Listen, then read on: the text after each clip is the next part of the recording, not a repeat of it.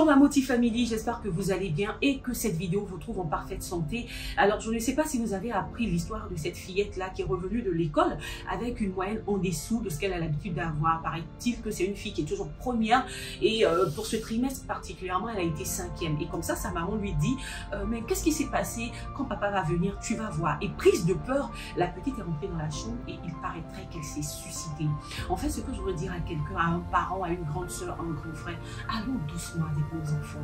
Allons doucement avec la pression que nous mettons à nos enfants. Ce n'est pas évident. Moi, souvent, je regarde mes enfants en train d'étudier, en train de se lever dans la nuit pour bosser. Je dis, waouh, ce n'est pas facile. Et apprenons aussi à dire à nos enfants ce que nous étions nous aussi hier à l'école. Oui, parce qu'il y a des parents qui n'ont jamais eu 10 de moyenne. Mais ils vont toujours dire à leurs enfants, moi là, j'ai eu 15, j'ai eu 20. C'est faux. Il faut dire à ton enfant que toi, tu étais nul. Mais tu n'as pas envie qu'il soit comme toi. Moi, je prends toujours plaisir à dire à mes enfants que j'ai toujours été une élève moyenne.